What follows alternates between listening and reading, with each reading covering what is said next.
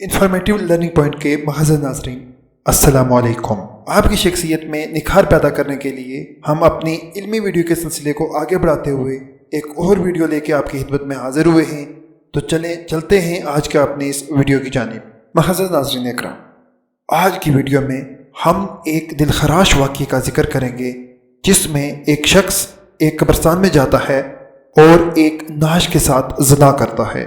بادشاہ وقت چونکہ ایک نیک صفت شخص تھا، اس لیے اس کے خواب میں ایک سفید پوش آدمی آیا۔ سفید پوش آدمی نے بادشاہ کو کہا کہ فلاں مقام پہ فلاں شخص اس گناہ کا مرتکب ہوا، اور اسے حکم دیا اس زانی کو فوراً بادشاہی دربار میں لا کر اسے مشیر خاص کے عہدے پہ فائز کیا جائے۔ بادشاہ نے وجہ جانی تو فوراً خواب ٹوٹ گیا۔ وہ سوچ میں پڑ گیا کہ آخر کیا وجہ ہوگی کہ ایک زانی کو تخت پہ بٹھانے کا حکم دیا گیا ہے۔ بہرحال بادشاہ نے اپنے سپاہیوں کو حکم دیا اور وہ روانہ ہوئے اور جائے وقوع پہ پہنچ گئے۔ وہ شخص واقعی وہیں موجود تھا۔ سپاہیوں کو دیکھ کر وہ بکلا گیا اور اسے یقین ہو گیا کہ اس کی موت کا وقت آن پہنچا ہے۔ اسے بادشاہ کے سامنے حاضر کیا گیا۔ بادشاہ نے اسے اس کا گناہ سنایا اور کہا، آج سے تم میرے مشیر خاص ہو۔ معزز ناظرین اکرام، دوسری رات بادشاہ سلامت کو پھر خواب آیا تو بادشاہ نے فوراً اس سفید پوش سے اس کی وجہ پوچھی کہ ایک زانی کے ساتھ ایسا کیوں کرنے کو کہا گیا ہے۔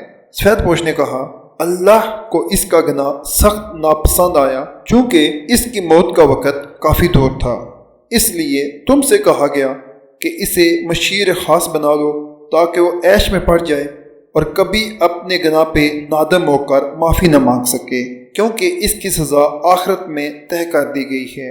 مرتے دم تک وہ عیش میں غرق رہے گا، بلکہ خوش ہوگا کہ جس گناہ پہ اس کو سزا دی جانی چاہیے تھی، اس گناہ پہ اسے اعلیٰ عہدہ مل گیا۔ سو اسے کمرائی میں رکھنا مقصد ہے۔ جیسے ہی سفید پوش کی بات ختم ہوئی، بادشاہ کی آنکھیں کھل گئی اور خواب ختم ہو گیا۔ انفارمیٹیو لرننگ پوائنٹ کے معزز ناظرین اکرام، ایک بات سوچئے گا، ہم سب اپنے گریباں میں اور اپنے آس پاس نگاہ دوڑائیں۔ کیا آج ایسا نہیں ہو رہا؟ ہمیں بار بار گناہوں کا موقع ملتا ہے اور کتنی آسانی سے ملتا ہے، اور ہماری کوئی پکڑ بھی نہیں ہوتی، اور ہم خوش ہیں، عیش میں ہیں۔ سچ کا راستہ دشوار ہوا کرتا ہے، اس میں بے شمار تکالیف ہوتی ہیں، آزمائش ہوتی ہے، مصیبتیں ہوتی ہیں، سب کچھ ہوگا، مگر گناہ کا راستہ ہمیشہ ہموار ہوگا۔ آخر میں اس دعا کے ساتھ اجازت چاہوں گا کہ اللہ رب العزت ہم سب کو سچے دل سے توبہ کرنے کی اور گناہوں سے بچنے کی توفیق عطا فرمائے۔ اپنا بہت خیال رکھیے گا، اپنے ساتھ بسنے والوں کا بہت خیال رکھیے گا۔ ہماری ویڈیو دیکھنے کا بہت شکریہ۔ اللہ حافظ۔